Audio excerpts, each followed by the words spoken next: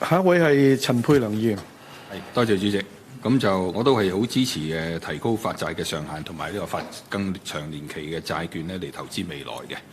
咁我都係兩方面問題。一個剛才都提到啦，就係發債嗰個幣種個問題咧。亦都講到係保險公司啦，其實保險公司都係其中一個主要嘅持份者喺認購呢啲債券。咁裏邊呢，其實就而家發債都係港幣、人民幣啊。咁其實喺保險公司嚟講呢，好多佢哋嘅產品係美元計算嘅。咁喺美元嗰個發債美元嗰個比例上面呢，或者人民幣嗰方面呢，會唔會都加喺每一次發債裏邊呢，都加大一啲嘅比例嚟到滿足翻呢啲人壽保險公司佢哋嘅產品嗰個配合佢哋嘅需要啦？呢個第一。第二就係關於年期個問題啦，因為而家定咧長期債係5年或以上啦。但係我知好多保險公司佢哋嘅產品都希望係有一個10年或者以上嘅更長嘅債嘅。咁喺呢一方面咧，都係睇下可唔可以考慮下喺發出更長年期債嘅時候咧，多啲考慮喺個年期嗰方面有啲超過10年嘅債。咁呢個第一方面。第二咧就係而家嗰個為咗吸引呢啲保險公司去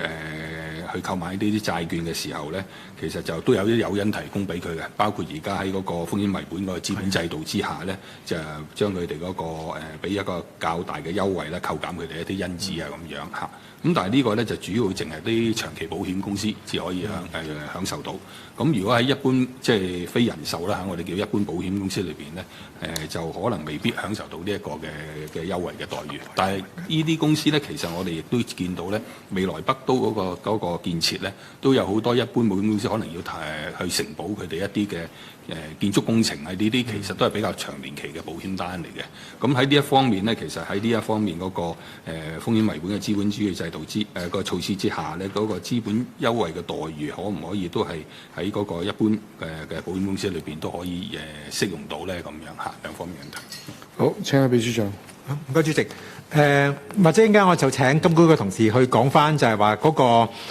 發債嗰個貨幣啊，同埋年期方面點樣可以更加配合個保險公司嘅需要咧。不過喺講呢一度之前嚟講嘅話咧，我都多謝阿陳沛良議員提出呢一個問題嚟講嘅話咧，其實我哋會覺得一樣嘢就係香港保險公司嚟講嘅話咧，去投資喺政府嘅債券嚟講嘅話咧，其實係一個即係穩健同埋一個即係回報穩定嘅投資嚟講，係一個好嘅做法嚟。所以我哋都好積極同金管局啊同埋保監局嚟講，大家睇下點樣可以鼓勵多啲保險公司去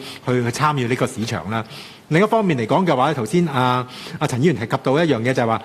保監局喺對於保險公司嗰個即係資本率嗰個計算嗰方面，點樣係可以係受惠多啲係購買政府債券嘅話咧，呢個我哋會再同保監局嗰方面睇一睇有冇更加多嘅工作可以再做嘅，或者我將時間交翻俾金管局嘅同事。好，請許生。好，唔該主席。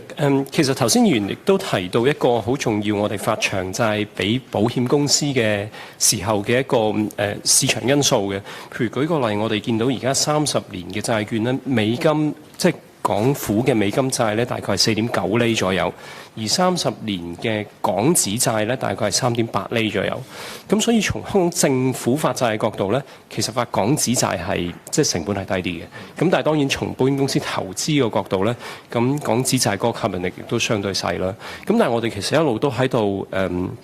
探索緊點樣可以提高香港政府尤其是港紙債對保險公司嘅吸引力嘅。咁主要係兩方面啦，即係除咗頭先秘書長提到就住嗰個風險為本資本要求嗰個修改以外呢，我哋見到第一就係從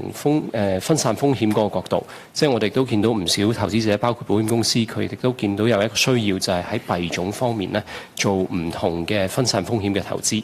咁第二呢，就係隨住越嚟越多人壽保險單呢係用港紙同埋人民幣計算呢，佢哋投翻落去港紙或者人民幣嘅資產呢，其實喺嗰個匯率嗰個風險嘅控制度呢係相對比較理想嘅。咁我哋都希望喺呢一方面呢可以